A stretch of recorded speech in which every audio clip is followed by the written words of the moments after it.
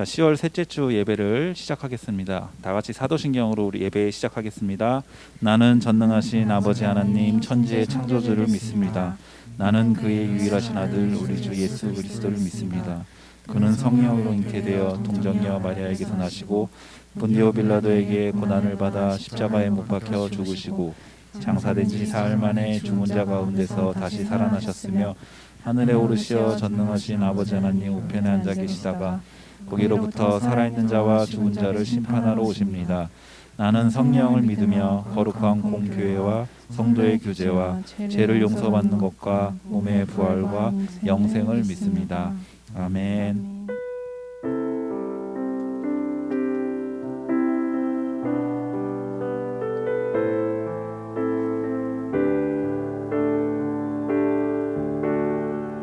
십자가를 질 수 있나?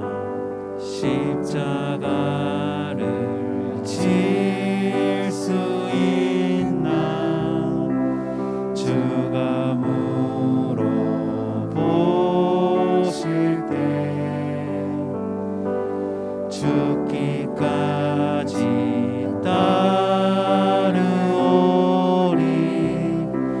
저들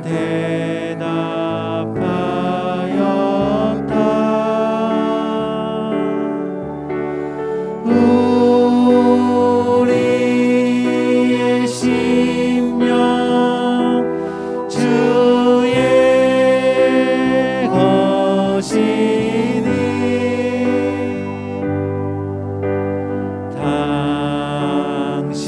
당신의 형상 만드소서.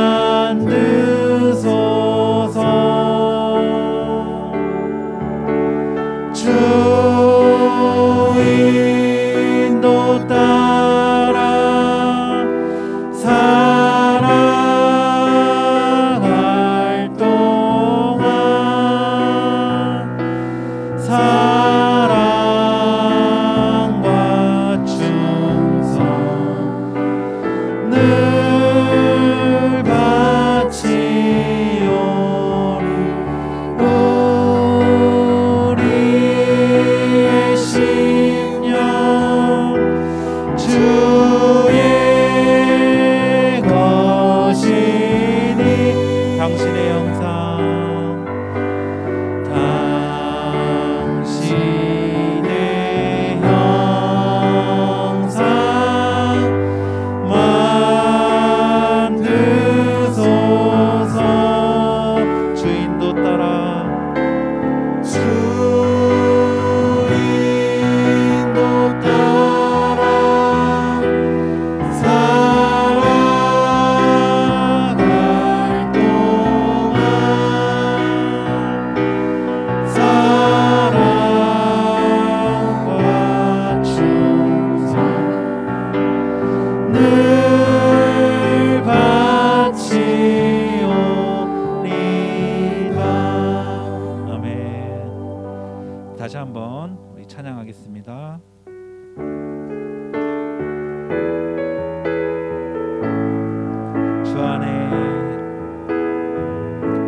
주 안에 우리 나가 모습은 달라도 예수님 한 분만 바라네. 사랑과 선행으로 서로를 격려해 따스함으로 보듬어가리. 주님 우리 안에 함께 하시니 형제 자매의 기쁨과 슬픔 느끼네. 내 안에 있는 주님 모습 보네. 그분 기뻐하시네.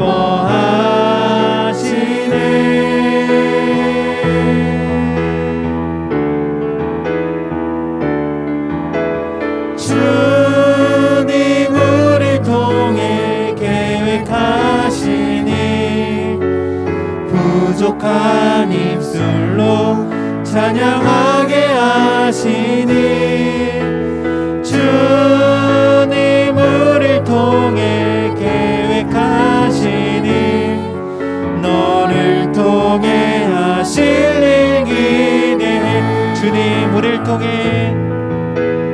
주님 우리를 통해 계획하신 일 부족한 입술로 찬양하게 하신 일 주님 우리를 통해 계획하신 일 너를 통해 하실 일 기대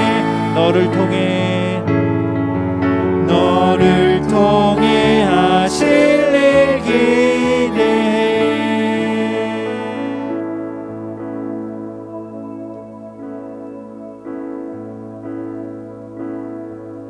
하늘의 문을 여소서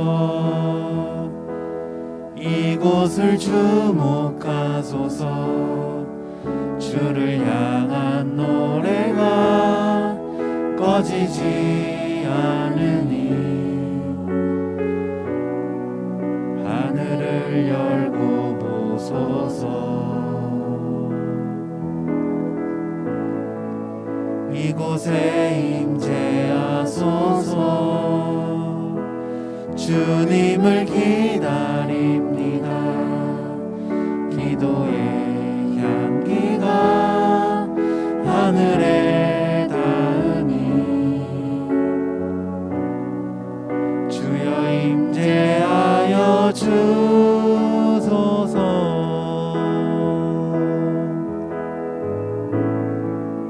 하늘의 문을 여소서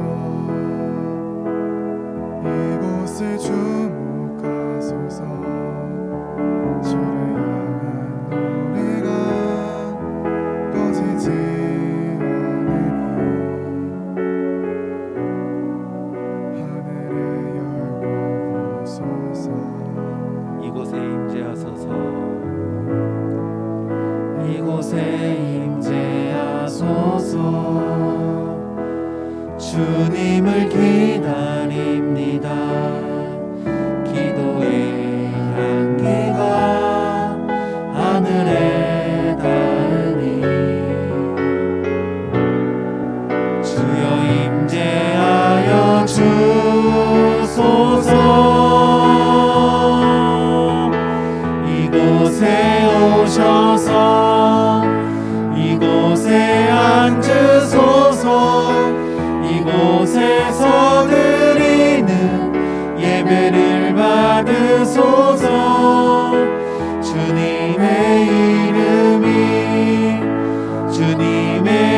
이름만이 오직 주의 이름만 이곳에 있음 이곳에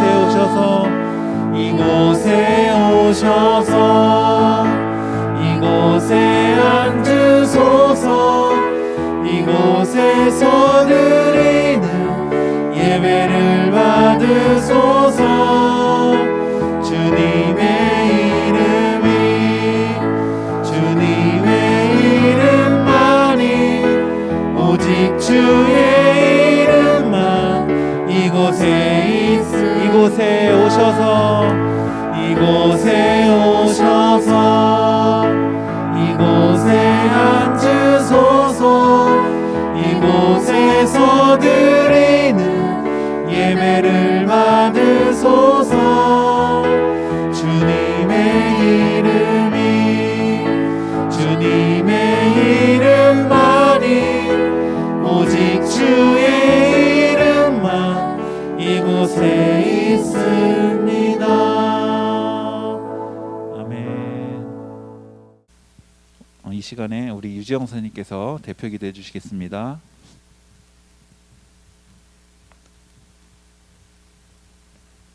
기도하겠습니다. 사랑의 하나님, 오늘도 우리를 한 주간 지켜주셔서 예배 드릴 수 있게 도와주심에 감사드립니다.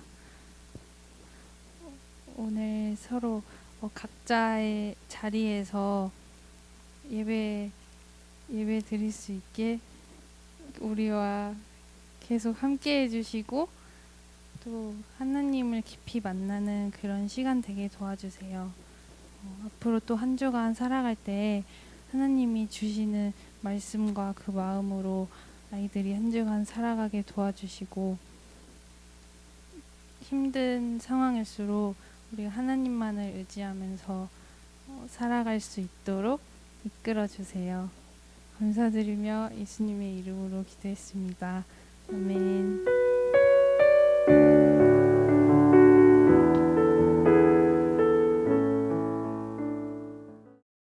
자, 오늘 우리가 함께 나눌 하나님의 말씀은 창세기 41장 1절에서 16절까지입니다. 우리 전도사님과 함께 한 목소리로 하나님의 말씀 읽겠습니다.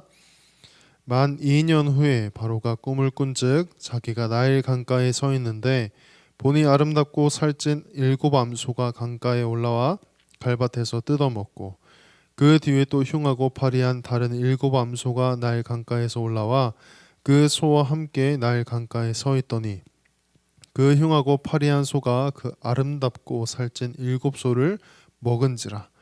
바로가 곧 깨었다가 다시 잠이 들어 꿈을 꾸니 한 줄기에 무성하고 충실한 7 이상이 나오고 그 후에 또 가늘고 동풍에 마른 7 이상이 나오더니 그 가는 7 이삭이 무성하고 충실한 7 이삭을 삼킨지라.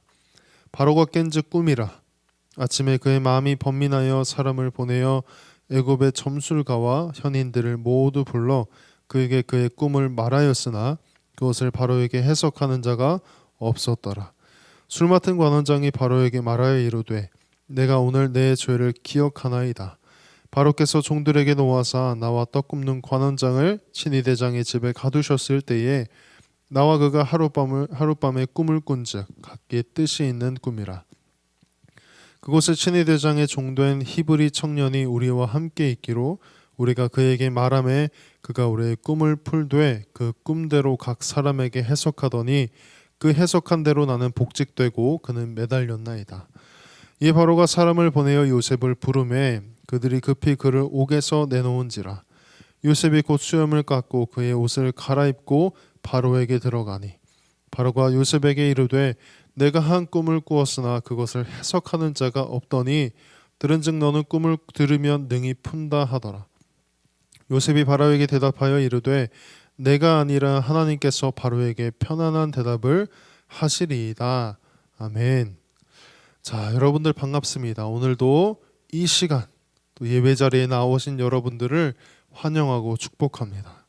원래는 오늘부터 여러분들과 이 자리에 모여서 함께 예배할 수 있다고 선생님들을 통해 공지도 하고 전도사님도 굉장히 큰 기대를 가지고 있었는데 아쉽게도 현장 예배는 코로나19가 조금 더 안정될 때까지 미뤄지게 되었습니다. 우리 청소년교회 친구들도 그날이 속히 당겨질 수 있도록 생각날 때마다 또 기억날 때마다 기도해 주시길 바랍니다. 자, 오늘 설교를 시작하기에 앞서 오늘 설교 제목이 뭔지 한번 읽어볼까요? 한번 읽어보겠습니다. 모든 날 모든 순간. 자, 여러분들 이 문구 어디서 많이 들어봤죠? 오늘은 모든 날 모든 순간이라는 제목으로 여러분들과 함께 말씀을 나누고자 합니다. 오늘 말씀을 들으면서 오늘 말씀 제목이 왜 모든 날 모든 순간인지 여러분들 한번 또 생각해 봤으면 좋겠어요. 우리는 지난주 말씀을 나누며 잊혀진 요셉에 대해 함께 살펴봤습니다. 다들 기억나시죠? 이제 자신의 친족이었던 형들에 의해 애굽에 팔려 10년간 종으로 생활하던 것도 모자라 또다시 억울한 누명을 쓰고 감옥에서 3년의 시간을 보낸 요셉은 어떻게든 이 괴로운 감옥에서 벗어나고 싶은 마음이 가득했을 거예요. 그러는 중 같이 감옥에 들어온 왕의 신하 2명의 관원장이 이상한 꿈을 꾸는 사건이 일어나게 되고 그들에게 불안해하는 그 모습을 본 요셉은 해석은 하나님께 있으니 나에게 이거 꿈 이야기를 한번 말해 보십시오 이렇게 말하며 술 맡은 관원장의 꿈 이야기를 듣고 또 그의 꿈 이야기를 해석해 주게 됩니다. 요셉은 술 맡은 관원장이 이제 사흘 후 무죄 판결을 받고 다시금 왕의 술을 담당하는 자로서 그 복직하게 될 것을 알고는 그에게 한 가지 부탁을 하게 되죠. 어떤 부탁인가요? 당신이 이 감옥에서 나가거든 나를 생각하고 내게 은혜를 베풀어 내 사정을 그 바로 왕에게 좀 말해 주십시오. 그래서 내가 갇혀 있는 이 감옥에서 나를 좀 꺼내 주십시오. 나는 아무런 죄도 없습니다. 나는 억울하게 이곳에 갇혀 있습니다. 라고 자신의 사정을 호소하며 이 술 맡은 관원장에게 자신을 좀 구해달라고 부탁을 합니다. 요셉은 이 일이 하나님께서 주신 기회라고 생각했을 수도 있고, 또 너무나 고된 그 감옥 생활에 힘들어 내가 이 사람이라도 의지해서 감옥에서 좀 나가보자 라고 생각했을 수도 있을 것 같아요. 그러나 그 요셉의 생각이 어떠했든 하나님께서는 요셉이 생각하는 그 순간조차도 요셉의 삶을 주목하고 계셨습니다.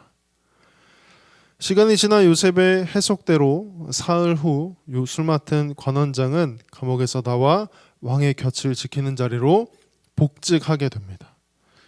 요셉은 자신의 해석대로 술 맡은 관원장이 복직하게 되는 모습을 바라보며 어떤 생각을 했을까요? 전도사님이라면 엄청 기대를 했을 것 같아요. 드디어 이 술 맡은 관원장이 바로 공으로 가서 나를 좀, 나의 무고함을 얘기해 주지 않을까? 이 지긋지긋한 감옥 생활도 이제 끝이겠구나 라는 기대감을 가지고 있었을 것 같아요. 그런 생각을 할 무렵 며칠이 지나도 밖에서는 아무런 소식도 전해 들려오지 않았습니다. 왜 그렇죠? 이 술 맡은 관원장이 요셉을 기억하지도 못하고 잊어버렸기 때문에. 우리가 이 요셉이 처한 상황을 본다면 와, 이 술 맡은 관원장 정말 너무해도 정말 너무하다. 진짜 의리가 없다. 어떻게 요셉이 꿈을 해석해준 그대로 이 일이 풀리는 것을 보고도 경험하고도 그 은혜를 잊어버릴 수 있지? 이렇게 생각할 수도 있겠지만 이 술 맡은 관원장이 요셉을 잊어버린 것은 술 맡은 관원장의 의지가 아닌 하나님의 긴밀한 간섭이 있었기 때문이라고 지난주 말씀을 통해 이야기했습니다. 왜 그렇습니까? 요셉은 아직 하나님의 품 안에 더 있어야 했기 때문에, 아직 하나님의 그 생명싸개 안에 요셉이 있어야만 하나님께서 예비하신 하나님의 때에 요셉이 하나님의 비전을 이룰 수 있었기 때문에 하나님께서는 그 술 맡은 관원장이 요셉이라는 존재 자체를 아예 기억조차 하지 못하게끔 하신 것이었습니다. 그렇게 요셉은 다시금 사람들의 기억 속에서 완전히 잊혀진 채 아무 일도 없었던 것처럼 감옥에서 계속해서 죄수로 살아가게 됩니다. 그런데 오늘 우리가 함께 읽은 본문 말씀을 보니 갑자기 장소가 바뀌어서 바로의 궁정에서 어떤 한 사건이 일어나게 됩니다. 오늘 우리 본문 1절부터 8절까지 좀 길지만 다시 한번 읽어보도록 하겠습니다.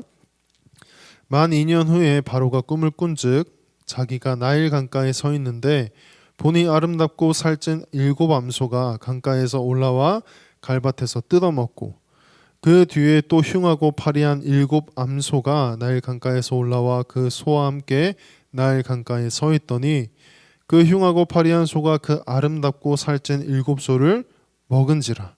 바로가 곧 깨었다가 다시 잠에 들어 꿈을 꾸니 한 줄기에 무성하고 충실한 7 이삭이 나오고 그 후에 또 가늘고 동풍에 마른 7 이삭이 나오더니 그 가는 7 이삭이 무성하고 충실한 7 이삭을 삼킨지라. 바로가 깬즉 꿈이라. 아침에 그의 마음이 범민하여 사람을 보내어 애굽의 점술가와 현인들을 모두 불러 그에게 그의 꿈을 말하였으나 그것을 바로에게 해석하는 자가 없었더라. 아멘. 요셉의 꿈 해석으로 술 맡은 관원장이 복직이 된 지 만 2년이 지난 어느 날이었습니다. 이집트의 왕 바로가 잠을 자다가 꿈을 꾸는데 요상에도 아주 요상한 꿈을 2개나 꾸게 된 것입니다. 바로가 꾼 첫 번째 꿈은 이러했습니다. 바로가 나일 강가에 서 있는데 아주 잘생기고 살찐 암소 7마리가 강가에서 올라와 풀을 뜯어먹기 시작합니다.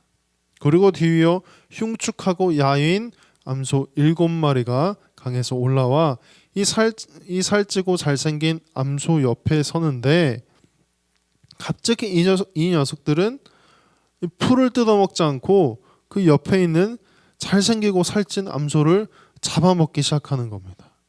이런 요상한 꿈을 꾼 바로는 즉시 잠에서 깨어나게 돼요. 그리고 얼마 지나지 않아 다시금 이 바로가 잠에 드는데 곧이어 두 번째 꿈도 이어서 꾸게 됩니다. 바로가 이어서 꾼 두 번째 꿈은 이렇습니다. 바로의 눈에 일곱 이삭이 보이는데 그 이삭들은 아주 토실토실하고 잘 여문 이삭이었습니다. 그리고 뒤이어 또 다른 이삭 7개가 나오는데 이번엔 이전과 다르게 야위고 마른 이삭들이었습니다. 그런데 이 새로 피어난 야위고 마른 이삭 7개가 갑자기 토실토실하고 잘 여문 이삭 7개를 다 삼켜버리는 거예요. 첫 번째 꿈에 이어 두 번째 꿈도 아주 요상한 꿈을 꾼 이 바로는 마음이 아주 뒤숭숭해졌습니다. 바로가 생각해도 이 두 꿈은 분명 무슨 의미가 있는 것 같은데 도대체 그 의미가 무엇인지는 알 수가 없는 거예요. 그래서 바로는 신하들을 보내 애굽 이곳저곳에 있는 모든 점술가들 그리고 지혜롭다고 하는 사람들을 궁중으로 다 불러들입니다. 그리고 바로 자신이 꾼 꿈 이야기를 들려주며 이제 너희들 이 꿈이 무슨 의미가 있는 건지 어떤 의미를 지니고 있는지 한번 해석해봐 하는데 그 많고 많은 사람들 중에 이 바로의 꿈을 해석하는 사람은 단 한 사람도 없었습니다.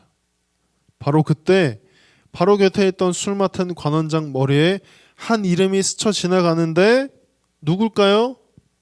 자, 우리 함께 오늘 본문 9절 말씀을 여기 아래에 띄어져 있는 새번역 성경으로 함께 읽어보겠습니다. 그때에 술잔을 올리는 시종장이 바로에게 말하였다. 제가 꼭 했어야 할 일을 못한 것이 오늘에야 생각납니다. 아멘. 그 이름 요셉. 요셉의 이름이 이 술 맡은 관원장 머리를 스쳐 지나간 겁니다. 2년이 지난 어느 날 술 맡은 관원장이 잊고 지내던 요셉을 기억해내는데 아주 똑똑히 기억해냅니다. 우리가 함께 읽지는 않았지만 이어지는 본문 10절부터 13절까지 이 술 맡은 관원장이 바로에게 자신이 감옥에서 겪었던 일, 요셉이 그 꿈을 해석해줬던 일을 이야기하는데 그 일을 이 술 맡은 관원장이 아주 상세하게 바로에게 이야기해 줍니다.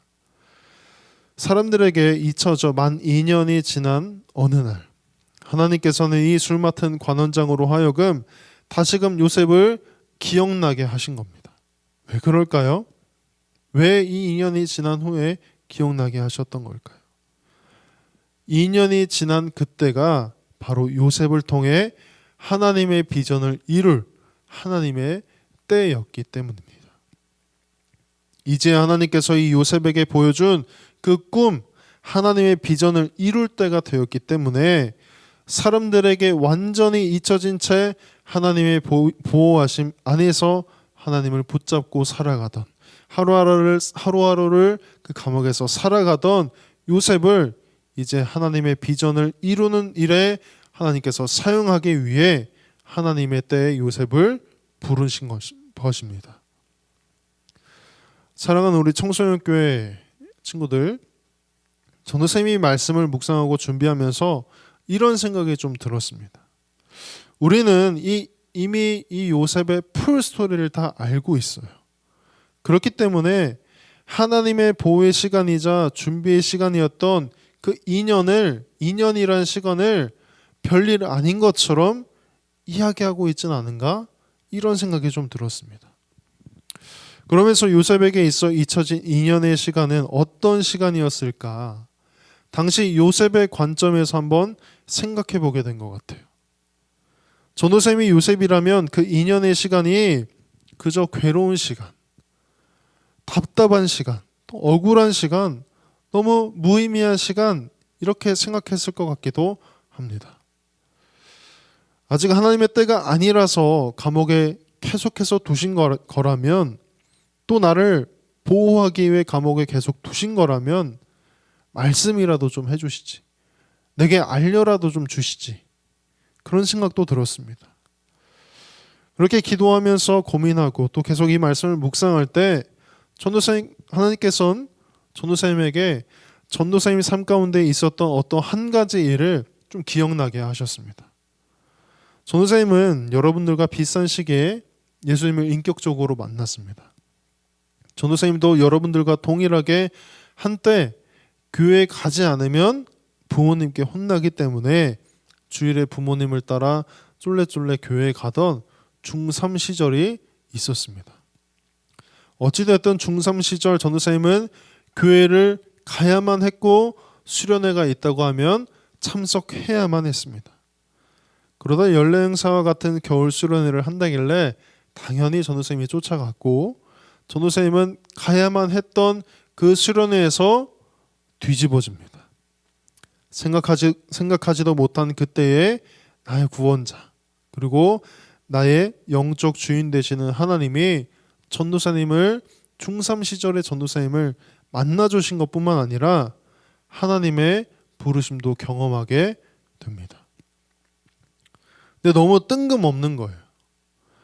내가 하나님을 만난 것, 하나님을 경험한 것 거기서 그치면 아무렇지도 않겠지만 하나님의 부르심을 경험한 게 전도사님은 너무 뜬금없었습니다. 전도사님은 이제 막 하나님을 알기 시작했고 이제 막 예수님을 알았는데 하나님은 그런 전도사님에게 소명을 주시는 거예요. 부르심을 주시는 거예요. 너처럼 자기 마음대로 살아가는 저 친구들을 품으라는 그 부르심.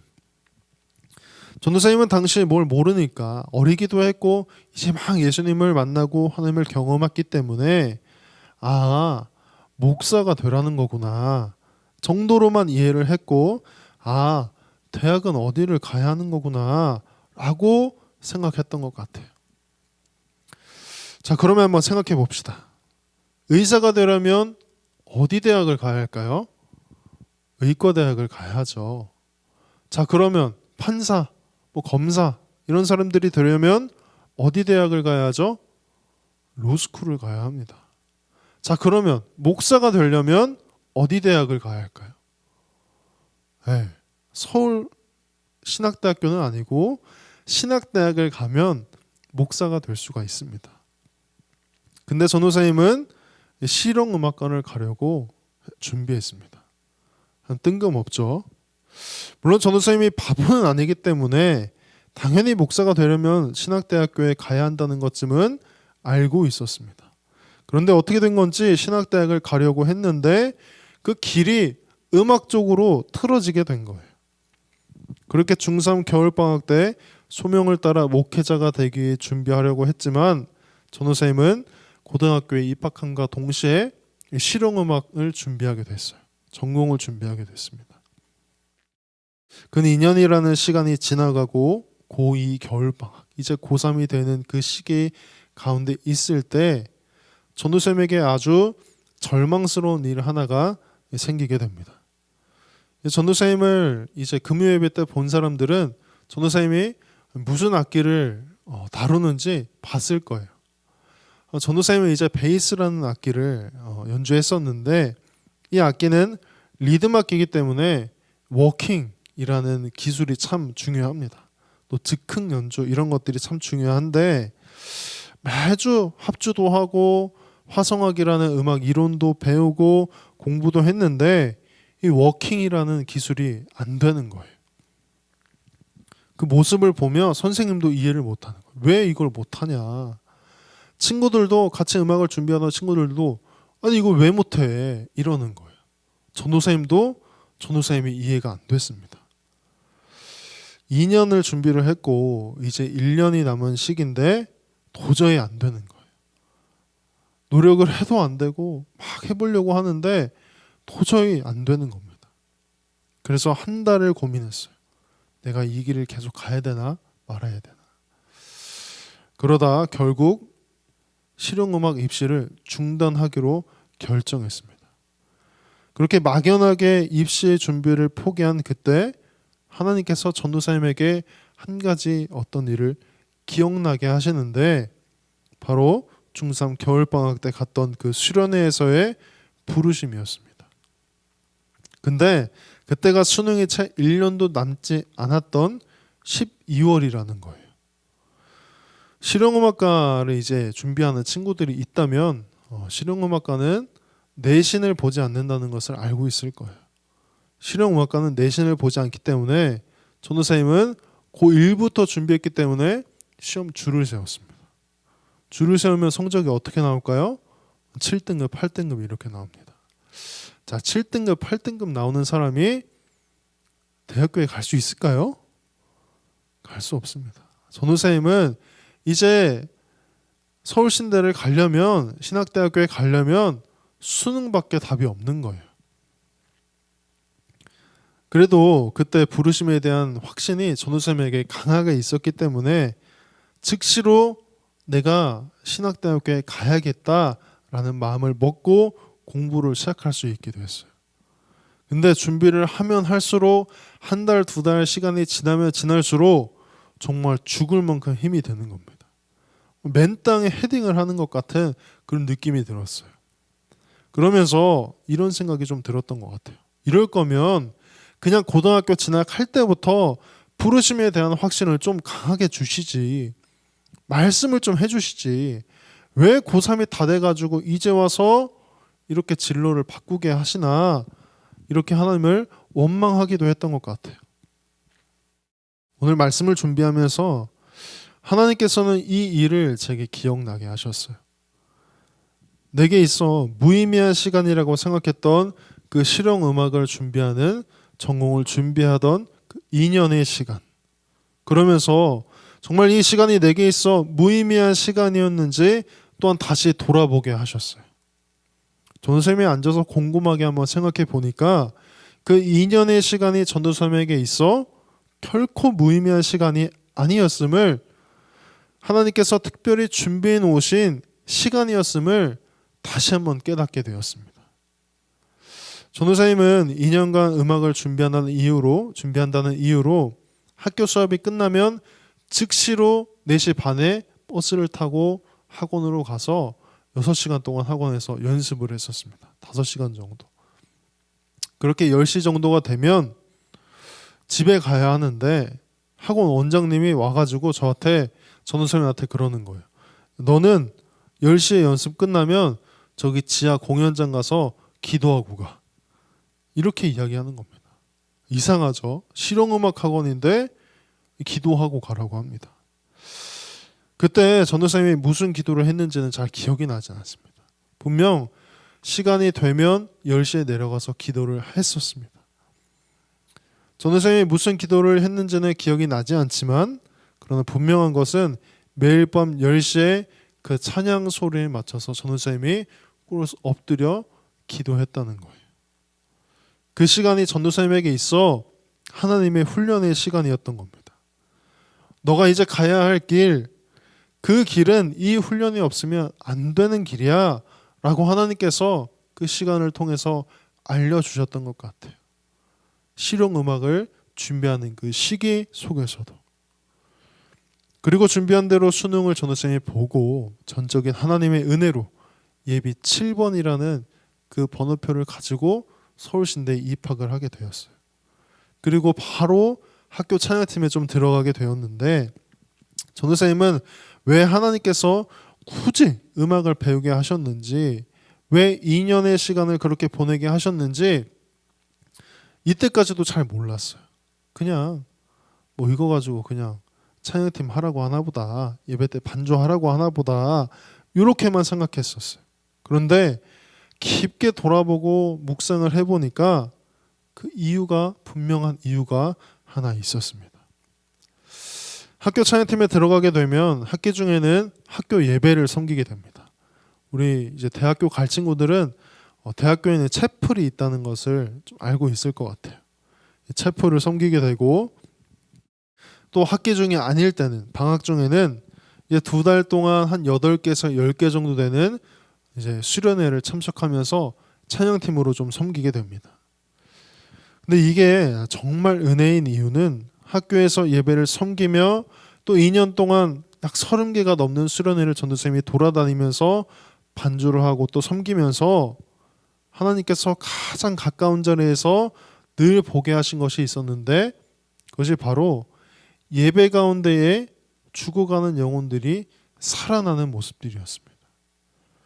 하나님을 모르는 영혼들이, 하나님을 모르는 학생들이 하나님을 만나고 뒤집어지는 것을 전도사님이 계속해서 보게끔 하셨어요.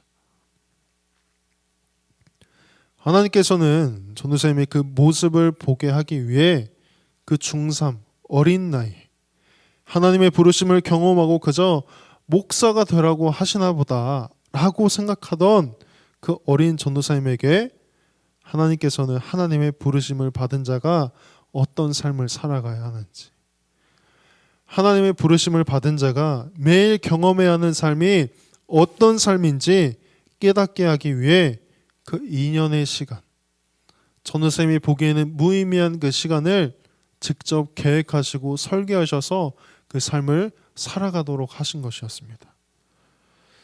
살아가는 우리 청소년교회 친구들, 혹시 여러분들의 삶을 좀 돌아볼 때에 요셉과 같이 잊혀진 2년의 시간을 경험한, 또 지금 경험하고 있는, 통과하고 있는 친구들이 혹시 있진 않으신가요?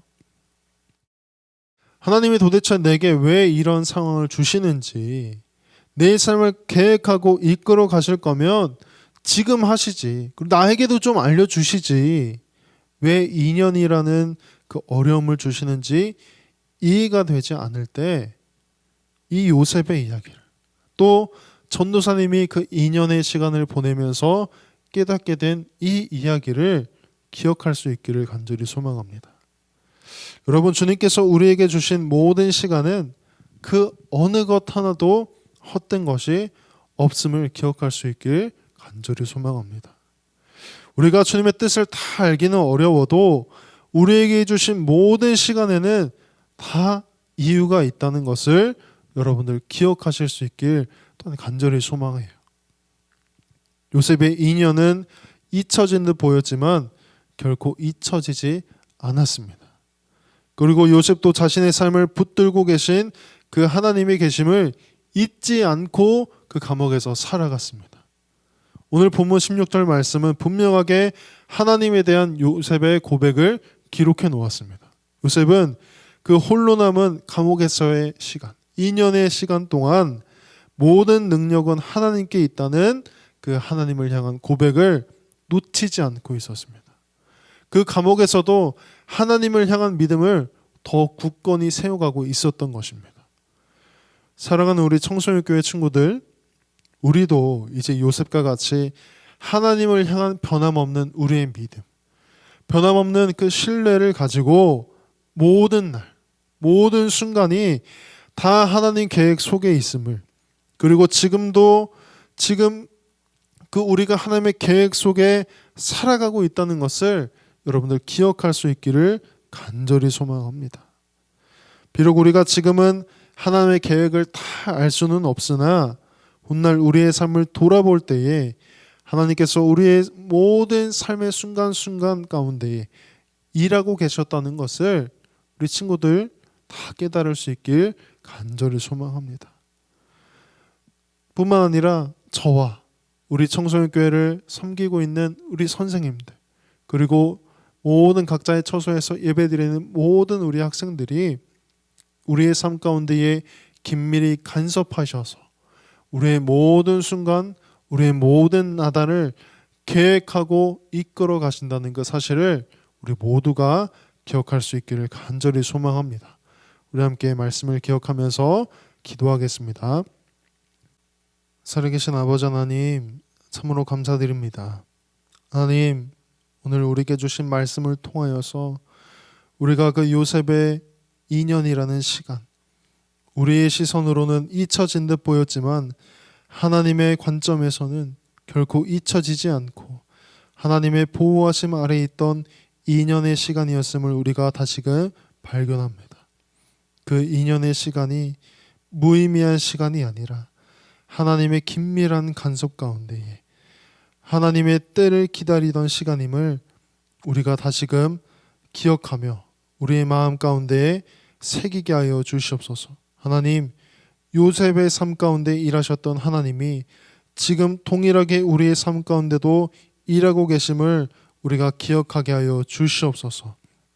하나님, 우리의 삶을 돌아볼 때에 너무나 이해되지 않고 무의미한 시간이라고 생각되는 때가 참 많은 것 같습니다.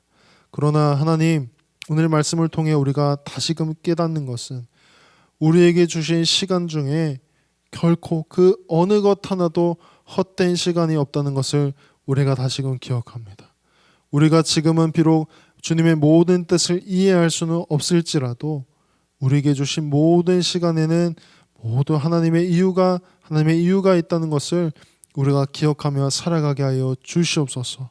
하나님, 또한 간절히 소망하기는 요셉을 잊지 않으셨던 하나님이 계셨듯이 우리를 잊지 않고 계시는 하나님이 계심을 우리도 기억하게 하시고, 또한 요셉이 그 하나님을 향한 믿음을 잃지 않았던 것처럼 우리도 하나님을 향한 그 신뢰를 잃지 않고 하나님을 믿음으로 우리가 견디고 버티게 하여 주시옵소서. 우리의 삶의 모든 순간 가운데에, 우리의 모든 날 가운데에 하나님의 긴말하신 계획을 세우시고 우리를 이끌어 가시는 그 주님을 우리가 신뢰하며 나아갑니다. 주님, 그 주님 우리의 삶 가운데 찾아오셔서 우리의 삶을 주님께서 주관하여 주시고 인도하여 주시옵소서. 감사하며 이 모든 말씀 우리 구주 예수 그리스도의 이름으로 기도합니다. 아멘. 이 시간에는 봉헌하는 시간 갖도록 하겠습니다. 우리가 찬양 부르면서 각자의 자리에서 우리 각자의 방법으로 우리 헌금하는 시간 갖도록 하겠습니다.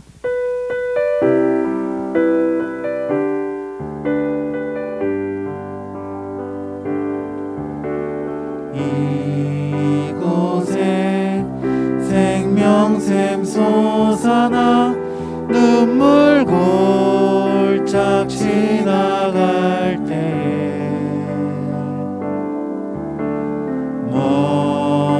모자나 열매 맺히고 웃음소리 넘쳐나리라. 꽃들도 구름도 바다도 넓은 바다도 찬양하라 찬양하라 예수를. 하늘을 울리며 노래해 나의 영혼아. 은혜의 주 은혜의 주 은혜의 주. 꽃들도 구름도 바람도 넓은 바다도 찬양하라 찬양하라 예수를. 하늘을 울리며 노래해 나의 영혼아. 은혜의 주 은혜의 주 은혜의 주.